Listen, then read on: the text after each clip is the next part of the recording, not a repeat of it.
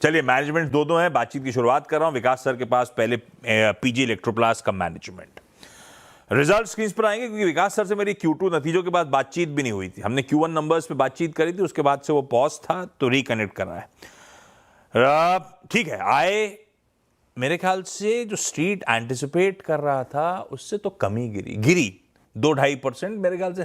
Ball park street estimates पढ़ रहा था मैं 7% के आसपास साल दर साल आय गिरेगी, पर ऑपरेशनली ज्यादा चैलेंजिंग था। मार्जिन 4.6% पे आए और ये एक्सपेक्टेशन से ज्यादा कॉन्ट्रैक्शन था। विकास सर, पहले ये ऑपरेशनली जो कॉन्ट्रैक्शन मार्जिन में ज्यादा है, ये क्या सिस्टम वाइड प्रेशर है तो सब झेल रहे हैं, ये उसी का रिफ्लेक्शन है, या फिर रेवेन्यू मोमेंटम ठंडा पड़ रहा था तो बेसिकली वही पर्कुलेट होकर ऑपरेशनल परफॉर्मेंस पे इंपैक्ट कर गया? कैसे रीड करूं इस मार्जिन के थोड़े से सबड्यूट परफॉर्मेंस को? नमस्कार आशीष जी। बेसिकली जो ऑपरेशनल मार्जिन है उसके 2-3 कारण हैं। एक तो हम लोग जो इन्वेंट्री कैरी कर रहे थे उसकी एक इन्वेंट्री कैरिंग कॉस्ट है जिसने हमारे मार्जिन्स पे इम्पैक्ट किया है। और जैसे ही ऑपरेशनल लेवल कम होता है, जैसे ऑपरेटिंग लीवरेज है एक तरह से वो नेगेटिव साइड में काम करी है, तो उसके कारण थोड़ा सा मार्जिन्स पे हिट आया है। ओवरऑल रेवेन्यू में हम लोगों ने थोड़ी सी अगर हम लोग H1 की बात करें तो H1 में we have seen a growth of almost around 8%। जबकि हम लोग ओवरऑल इंडस्ट्री वाइड की बात करें तो एसी की मार्केट है उसमें ऑलमोस्ट 15 से 20% की गिरावट रही है इस साल। उसके मद्देनजर भी हम लोग ने अपने एसी के बिजनेस में थोड़ी बहुत ग्रोथ ही दिखाई है, विच टेल्स की भी हम लोग एक स्ट्रॉन्ग फुटिंग पे हैं अपनी कंपनी को लेके खड़े। बढ़िया ईयर ऑन ईयर मोमेंटम के बाद विकास सर, ये back to back second straight quarter हो गया, मतलब Q1 और उसके बाद ये Q2, जब थोड़ा सा उस मोमेंटम पे ब्रेक कह लीजिए या पॉज लगा है। Vikas sir, is the worst behind us? वो समर वाला जो इंपैक्ट था वो अब लार्जली फ्लश आउट होता हुआ सिस्टम में, ऐसा समझ लूं क्या? आशीष जी, अगर हम लोग बात करें तो देखिए अभी हम लोग ऑप्टिमिस्टिक हैं, बट उस ऑप्टिमिज्म में भी थोड़ा सा कॉशन चाहिए। हम लोग ने ऑलरेडी Q3 के जो नंबर्स हैं, जो भी हम लोग करंट Q3 में चल रहे हैं, उसमें हमारा प्रोडक्शन का रैंप अप ऑलरेडी शुरू हो गया है एक डिस्टेंस के लिए, क्योंकि काफी क्वांटिटी का प्री बिल्ड होता है। हमारे जो क्लाइंट्स, हमारे ब्रांड्स, जो कस्टमर्स हैं, वो ऑलरेडी प्री बिल्ड करवाते हैं, तो एक मोमेंटम बिल्डअप होना शुरू हुआ है। हम लोग अपनी फिंगर्स को क्रॉस करके रखे हुए हैं, बट हमारे को ये लगता है कि जो हमने रेवेन्यू गाइडेंस दे रखी है 5,700 करोड़ की, 5,800 करोड़ की, वो हम लोग अचीव कर लेंगे FY26 के नंबर्स के लिए। FY26 की गाइड, अच्छा। FY25 में आय में 77% का उछाल, H1 over previous year H1 8.5%। पूरे साल की गाइडेंस सर ने दे रखी है, कंपनी ने दे रखी है 17 से 19% FY26 में ग्रोथ आ रही होगी, रेवेन्यू मोमेंटम आ रहा होगा। मतलब ऐसी मैं गणित कर रहा था, H2 मतलब H2 मतलब 9-10% के आसपास का इंप्रूवमेंट आ रहा होगा। तो मतलब विकास सर, ऐसा रीड कर रहा हूं ये फाइनेंशियल ईयर FY26 हम अब सेकंड हाफ में लाके लार्जली स्टेबलाइज हो रहे होंगे, वो ग्रोथ फेज अभी नहीं लौट रहा होगा, है ना? ऐसे रीड कर लूं अभी का? सर देखिए, जो ओवरऑल एसी की इंडस्ट्री है इस साल, जैसे मैंने आपको बताया, ऑलमोस्ट 10% से 15% के करीब डी ग्रोथ पे बैठी है। जो हम लोग ने इंडस्ट्री में आकलन लगाया, जो हमारा एनालिसिस है, उस बैकग्राउंड में अगर हम लोग अपने एसी बिजनेस में ऑलमोस्ट 10 से 15% की ग्रोथ लाते हैं, तो वो मेरे ख्याल से एक एक अच्छी परफॉर्मेंस गिनी जाएगी। हाँ, मार्केट की एक्सपेक्टेशंस जो है और मार्केट के हिसाब से जो अगर हम देखें, जो लास्ट ईयर ग्रोथ मोमेंटम हम लेकर आए थे वो नहीं है इस साल, डेफिनेटली वो नहीं है। बट हम लोगों को मार्केट कंडीशंस को भी इसमें रखना पड़ेगा बैकग्राउंड में, टू अंडरस्टैंड दिस सिचुएशन। इस बार की प्रेस रिलीज बखूबी हाईलाइट करती है। प्रेस रिलीज शुरुआती होती है when the going gets tough, the tough gets going. इसमें कवि क्या कहना चाहता है, कवि का भावार्थ क्या है विकास सर?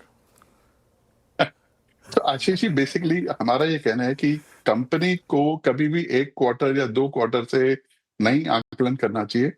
हम लोग जो है, हमको ये पूरा विश्वास है कि ठीक है, समय थोड़ा सा टफ आता है तो हम लोगों को अपनी कमर कस लेनी चाहिए और काम को थोड़ा सा और तरीके से करना चाहिए। अपने कॉस्ट को कैसे कंट्रोल करना है, अपने ऑपरेशनल एफिशिएंसी को कैसे बेटर करना है, उसमें हमारी पूरी टीम्स लगी हुई काम कर रही हैं। हम लोग फर्दर अपने इस बुलिश व्यू को रख रहे हैं कि जो भी प्रोडक्ट कैटेगरीज में हम लोग काम कर रहे हैं, चाहे एसी है, चाहे वॉशिंग मशीन है, इलेक्ट्रॉनिक्स है, टेलीविजन है या प्लास्टिक मोल्डिंग है, उन सब में हम लोग को ये लगता है कि अगले 2 से 3 साल में बहुत अच्छी ग्रोथ आ रही है और उसी के लिए हम लोग काम कर रहे हैं। उसी के बेसिस पे हम लोग फर्दर कैपेसिटी एक्सपेंड भी कर रहे हैं। जानना चाहता था कि 26 थोड़ा सा वॉश आउट ईयर हो गया, 27 क्या कॉन्फिडेंस ग्रोथ लौट आएगी, पर अब मैं पूछूं कैसे, मौसम का किसको पता है।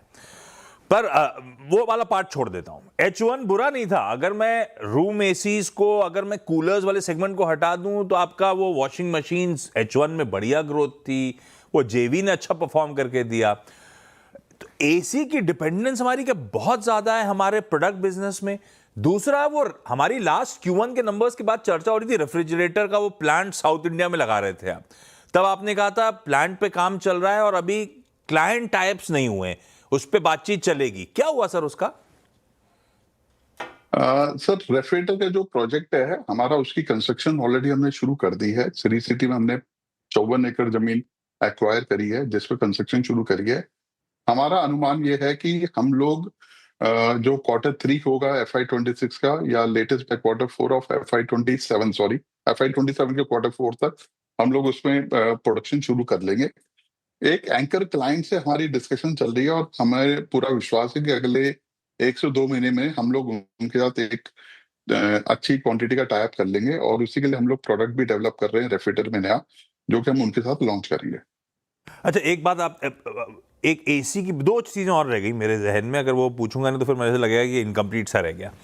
एक तो एसी की आपने बात करी कि प्री बिल्ड हो रहा है, मोमेंटम आ रहा है, चैनल चेक्स क्या कहते हैं विकास सर? और एक कंसर्न ये था कि यार इन्वेंट्री सिस्टम में ऑलरेडी बहुत ज्यादा है, तो पता नहीं कब तक वो पर्कुलेट होकर इवेंचुअल मैन्युफैक्चरर के पास तक रब ऑफ खत्म होगा आना। अभी सिस्टम इनवाइड इन्वेंट्री के क्या हाल है across the length and breadth of this country? System से इन्वेंट्री क्लियर हो गई है क्या, लार्जली हो गई है क्या, वो जो पाइल अप हो गया था?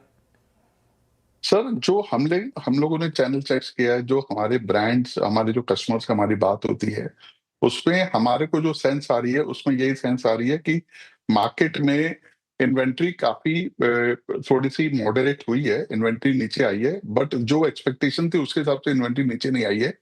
बट आप एक बात और समझिए कि अभी क्या हो रहा है कि एक नया इंसिडेंट आ रहा है, नया इवेंट आ रहा है, जिसमें रेटिंग, जो एनर्जी रेटिंग का जो टेबल है वो चेंज हो रहा है और कुछ ऐसे एसकेयूज हैं, जैसे कि इन्वर्टर कैटेगरी में अगर हम 5 स्टार एसी लें और फिक्स स्पीड में अगर हम लोग 3 स्टार एसी लें, उनकी बिल ऑफ मटेरियल कॉस्ट जो है ऑलमोस्ट 14-15% बढ़ जाएगी। उस चक्कर में क्या हो रहा है कि काफी कस्टमर्स हमसे प्री बिल्ड करवा रहे हैं और काफी कस्टमर्स हमसे एक्सपेक्टेड है कि ये पिकअप करेंगे इन्वेंट्री का दिसंबर से पहले, to to to avoid that price increase. तो हमारे पास एक ऑर्डर बुक अच्छी दिख रही है एसी के लिए, तो हमारे को कॉन्फिडेंस है कि हम लोग नंबर्स कर पाएंगे। ठीक बात, एक पार्ट ये हो गया। दूसरा, एक लास्ट सवाल, वो कंप्रेसर जेवी थी चाइना के साथ, लास्ट चैट में था कि कुछ अप्रूवल्स अवेटेड है, क्या हुआ सर उसका? आशीष जी, हमारे जो चाइनीज कंपनी जिनके साथ हम लोग ये पार्टनरशिप कर रहे हैं मैन्युफैक्चरिंग की, हम लोग एक तरह से उनके लिए कॉन्ट्रैक्ट मैन्युफैक्चरिंग करेंगे कंप्रेसर की, उनसे हमारी डिस्कशन चल रही है। उन लोगों को, उन जो चाइनीज कंपनी है, उन लोगों को थोड़ा सा टाइम लग रहा है अभी भी अपने जो लोकल चाइनीज गवर्नमेंट से अप्रूवल देने में। हम लोग उनसे रेगुलर टच में हैं, तो हम बस उसी की वेट कर रहे हैं कि जैसे ही वो अप्रूवल आएगा तो हम उस पर काम शुरू करेंगे। परफेक्ट है विकास सर, ट्रैक करते रहेंगे, आपसे बातचीत करते रहेंगे। थैंक यू आज जुड़ने के लिए। दरअसल एक और मैनेजमेंट इंतजार कर रहा है। Happy weekend sir, thank you. Break.